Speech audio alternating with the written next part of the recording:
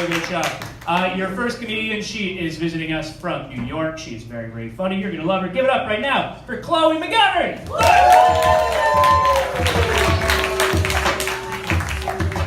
Hey guys, hope you're having a good Saturday night. Yeah, thank you so much. A lot of people have been rebelling lately. I want to join in.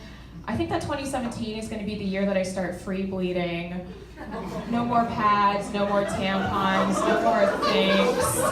Blood stains aren't illegal. Did you know? You can have blood on your pants. That's not illegal, you know? I think I'm just gonna, I know a cool party trick where I can bleed exactly in the shape of the states that went red in the Electoral College. So I'm gonna go around stamping public transportation. Like, there will be bloodshed in Trump's America. And we're like, this isn't what we meant by blood in the streets. I'm like, oh, I think it's exactly what you meant.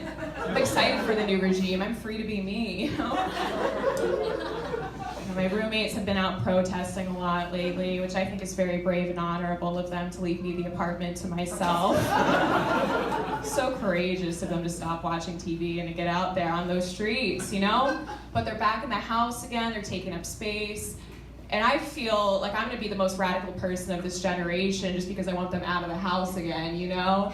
Like, they were getting real quiet in the living room the other day, so I just started chanting in the kitchen. I was like, white silence equals white consent. White silence equals white consent.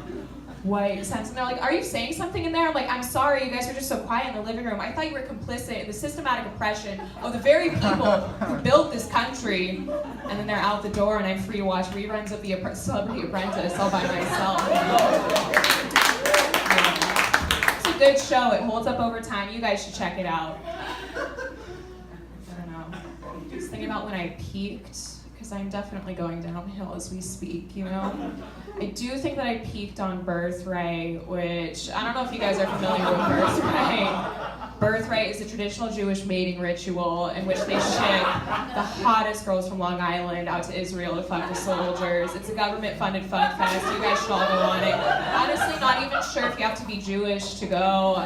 Like, you don't. The only question on the application was just, okay, well, how horny are you? And I was like, so horny. And they're like, great, get your ass over there. I was the hottest girl on this trip, which, like, it was a bad batch, was the hottest girl. And I would never say that about myself, but the counselors actually had to pull me aside to tell me. They were like, listen, unfortunately, you are the 10 in this situation, so just be careful. I don't think that I'm a 10. I think that I'm a 7 who thinks she's a 6, but really she's an 8 because she's so humble. That's kind of my thing. That's my niche. Guys yell at me all the time on the street. They're like, your humility is what makes you hot. Honestly, I wouldn't have said anything, but I didn't think I was gonna get rejected. Thank you so much. Thank you. It's a very intense trip, Birthright, because you're going to this foreign country with 30 strangers for 10 days, right? So like the first 2 days are just this desperate scramble not to end up on the bottom of the social pile, right? So my trick was that I hooked up with one of the white rappers on the trip, which I do say one of because there were 3. At which rate you're like, was this prophesied in the Torah that these rappers 3 would convene in a battle of rhythm and rhyme in Jerusalem, the victor of which would then unsuccessfully finger a 22-year-old recovering alcoholic? These prophecies are coming true. I was raised Christian, but my dad is Jewish, which is why I qualified to go on this trip. And a lot of people are like, Chloe, that doesn't count. It has to be on the mother's side. You're not really Jewish. And I was like, okay, fair enough, but like maybe I do want to convert, you know, because Christmas, it's kind of lame at this point. Like, I'm getting tired of Christianity. Like, holidays had a lot of bad memories for me. The only tree getting lit during Christmas was my mom, you know what I mean? So I'm like, maybe I do want to convert to Judaism, but I feel like Judaism is just like the Silver Lake of religions, where like it looks cool and alternative up from the outside, but then you get there and you're like, this is just a bunch of white people with victim complexes, and I'm not comfortable with it anymore. I feel like the whole vibe of Silver Lake is just like, I was bullied in high school, so spiritually I kind of am a minority, you know? I get it to an extent that no disrespect to minorities, they themselves do not, you know? but I don't know. I ultimately do identify as a Jewish woman in my heart, because what happened on this trip is that the very last day they take you to the Holocaust Museum, which is like, great, save the best for last, that's what we're all here for. And then we get to the pile of burnt shoes, which is like classic, it's iconic, everyone knows the pile of burnt shoes. And people are getting really worked up and emotional. They're like looking at this and like, God, so many people lost so many shoes in the Holocaust. And this white rapper, he comes up behind me and he just puts his hot, hot Jewish hand on my cold lower back. He leans over and he whispers in my ear, he's like, hey, are you handling this okay?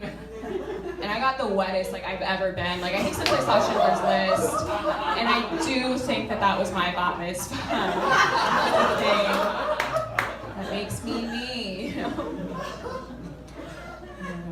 I don't really come when I hook up with guys. Anyone else? And I think it is definitely mostly your fault, because I can make myself come in 10 minutes or less, and that's the McGovern guarantee. So I do think it's your fault mostly, but I wanted to be held accountable for the situation. So I bought my first vibrator recently, which is great because that's the closest, most tactile thing you can get to a real life dick, right? Wish it were like a little bit closer though. Like I wish there were headphones that plugged into the vibrator and every 5 minutes there was just a recording of a guy's voice asking me if I'd come yet. Well, I was about to. And every 15 minutes it dies and it's like, I'm sorry, I haven't done this in a while. We did this last night. Okay, you guys have been so great. Thank you so much.